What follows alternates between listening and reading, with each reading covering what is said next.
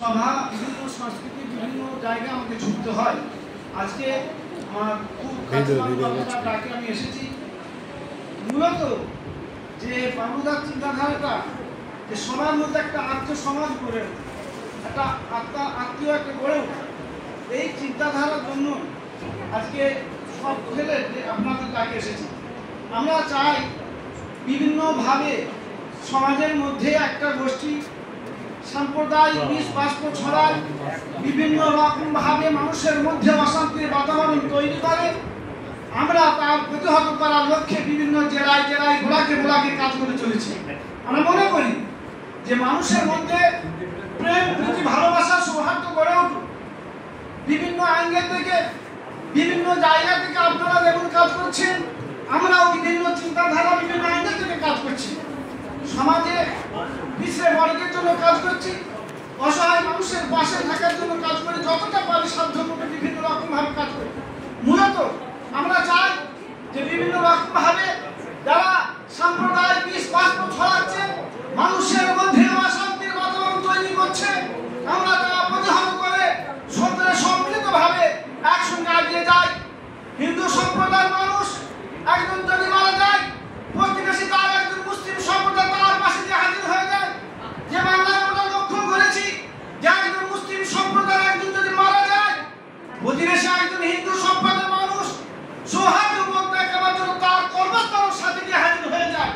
আমরা লক্ষ্য করেছি যে পশ্চিম বাংলায় যে মেল বন্ধ হয়েছে, এটাকে টুকরা টুকরা করার একটা চক্রান্ত চলছে, এটাকে ভেঙে খান করার একটা চক্রান্ত চলছে, মানুষের অন্তরে একটা বিষ বাষ্প ছড়িয়ে দেওয়ার একটা চক্রান্ত চলছে। এটা যাতে প্রতিহত করা হয় তার জন্য আত্মসমাজ এবং সহযোগিতা আমাদের সকলকে এগিয়ে যেতে হবে। আমরা চাই যে সম্প্রদায়ের মানুষ সম্মিলিতভাবে আমরা যেমন সকলে হিন্দু সম্প্রদায়ের মানুষ, মুসলিম সম্প্রদায়ের মানুষ, খ্রিস্টান সম্প্রদায়ের মানুষ, জৈন সম্প্রদায়ের মানুষ সম্মিলিতভাবে যেমন আছি তেমন ভাবে থাকবো।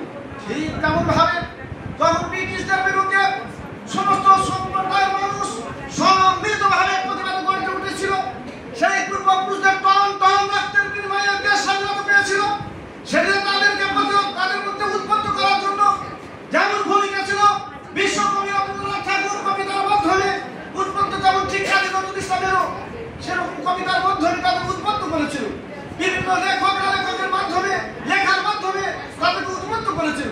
ঠিক তেমন ভাবে আজ আমরা চাই যে সম্মিলিতভাবে শান্তির বাতাবরণের মধ্যে সমস্ত সম্প্রদায়ের মানুষ বাংলায় বসবাস করি, সকলে সম্মিলিতভাবে মিলেমিশে থাকি, গড়ে উঠুক আত্মসমাজের মধ্যে পরম আত্ম সমাজের মধ্যে সকলের মধ্যে একটা আত্মার মেলবন্ধ গড়ে উঠুক। এটা খুব সুন্দর চিন্তা ভাবনা লক্ষ্য করেছি। আমি তো একটা সুন্দর চিন্তা ভাবনা করেছি যে আমাদের এখানে সকলকে সমানভাবে সম্মান প্রদর্শন করা, যেমন একজন স্কুলের প্রধান শিক্ষিকাকে সম্মান করেছে, যে মানে মানবতাভাবে ঠিক একজন পথ চালিয়ে একজন মানুষকে সেই সম্মানে ভূষিত করেছে। এটা কম কথা না, এটা একটা ভাবে সমান্তরালভাবে সকলকে সমানভাবে সম্মানকে প্রদর্শন করা হলো। অত্যন্ত ভালো কাজ, উত্তম কাজ, এবং এই উত্তম কাজ ভালো কাজ আরো দিকে দিকে গোলাকে সর্বত্র ছড়িয়ে পড়ুক এই কামনা করে এই গুটি কথা বলে সীমিত বক্তব্যের জমিনকে টানবো।